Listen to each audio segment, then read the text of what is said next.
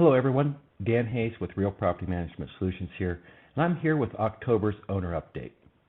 Last month, we talked about the rent cap for 2023, gave you some idea around what's going on from a rules perspective. This month, we want to talk about a few hot topics that we'd like you to consider as you think about your rental business in the next several months. First, let's talk about what we are thinking about in terms of inflation and affordability. I knew someone once who said, Dan, just because you can doesn't mean you should. Last month we talked about our rent cap in Oregon at 14.6% for next year. So landlords certainly can raise the rent 14.6%. But the question remains, should you raise it that much? Well, those of you that are well below market, this might be your opportunity to correct that. However, for most of us, we need to take a much more strategic approach to how we might think about raising rents. There are many factors to go into that consideration. First, what are others doing around you? So it starts with a comp report that we will provide for you. What have others around you, those that you're competing against, what have they done with like properties? Where are those levels? Secondly, what has been done to the property? Have you made any improvements? Are there opportunities to make an adjustment because of that? And certainly what you want out of the property. The worst thing that you can do is over increase, if you will, or increase the rent too much and cause a vacancy.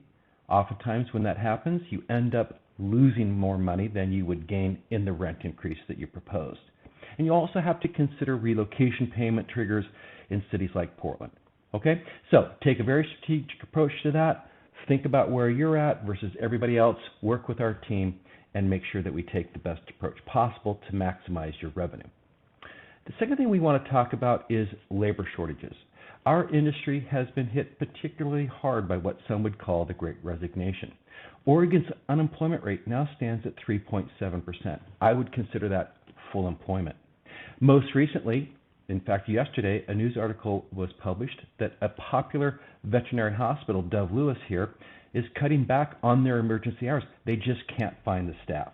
And there are multiple examples that we have seen where hours have been reduced, businesses have been closed down because we just can't find the staff. There are more jobs than there are people to fill those jobs, and our industry is not immune to that. We've lost a few key members recently, and we're working hard to recruit new members to our team. We're not asking you to lower your standards or your expectations of us, but we are asking you to consider that we're going through the same thing that many of your businesses are going through, and so we're asking for your patience. Certainly we will do our very best, but just know we're working through this difficult challenge just like everybody else. But we're not sitting still. We're taking action. In fact, some of the things that we've done is we've significantly raised our starting wage. In some cases, high as 20 to 30% higher than we were this time last year. This year, we enhanced our health care benefits. As a small company, we're proud to say that we provide our employees an opportunity for health care and vision and dental. We have paid time off, and we do a 401k match. We're doing everything we can to both recruit and retain. And if you have anyone that wants to work in the dynamic field of property management, please let us know. We'd be happy to talk to those folks. So thank you in advance for your patience as we work through this difficult time. And it will turn. It will get better as we move along, and we think that this is a short-lived problem, but currently we certainly are experiencing our challenges like everybody else.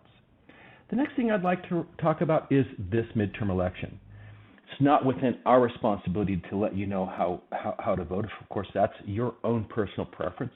But we do want to let you know a couple of things that are super important and things that we in the rental industry need to pay attention to. First and foremost, chance to elect a new governor. There are 3 candidates that are running. I watched the debate from yesterday, and I can tell you that Betsy Johnson has been an advocate for our industry. She has been a key contributor to some of the changes that we've experienced in Oregon in a positive manner. She also was an important voice when we had some of the eviction moratorium changes that changed from an 80% payout to full 100% payout. And so please take a look at the candidates, read their campaign promises, and make the decision that you think is best. Another measure that's on the ballot that's super important is Measure 26228. This changes the City of Portland's charter, changes the way in which the City Council is made up. We are certainly a city that has an archaic form of city government. I don't pretend to know everything there is to know about this charter change. I can tell you from my perspective, I think it's a move in the right direction. It's not perfect from my perspective, but what we have right now doesn't seem to be working, and I'm excited to see what the voters think about this measure. And then finally, we've got an important change opportunity in the Portland City Council makeup. Renee Gonzalez is challenging incumbent Joanne Hardesty. Joanne Hardesty has not been a friend to our industry. I've watched Renee Gonzalez. I've talked to Renee. We've supported his campaign, and I can tell you that our company officially endorses Renee Gonzalez's campaign. He's had an amazing amount of endorsements, and I would ask for those of us in Portland, take a look at Renee's candidacy, take a look at his campaign. He's been endorsed by, as I said, a number of organizations that are encouraging to me, and his message makes me feel like we certainly would be on a much better track with him as a member of our city council. Okay? Now, the second thing I'd like to talk about is an announcement that we're very excited to make, which is Wealth Optimizer. I've been involved in the development of a platform called Wealth Optimizer. It's a proprietary tool that allows you to go onto our website and do an in-depth analysis of your investment property's financial potential. So this is a tool that would allow you to take any property anywhere in the United States and do an analysis as to whether or not it makes sense as an investment for you. Cap rates, gross rent multiplier, cash flow, total economic benefit, a very dynamic tool, very intuitive, and it's a tool that we own, that we help develop. So if you're interested in learning more, go to our website, specifically Wealth Optimizer, check it out. If you're looking for your next investment property, it's a great tool to do some financial analysis. I've used it myself and made some pretty big decisions using this tool, and we're super excited to roll that out to everybody. So check it out when you get a chance. And we'd like to just finally end where we started, which is to say thank you. We are very excited about the future. We think our industry has a lot of upside. We're excited to be working with you, and we really appreciate everything that you do for us, and we thank you in advance for a great 2023. If we don't talk to you between now and then, have a great holiday season. Hope you and your families are safe, and we wish you the very best.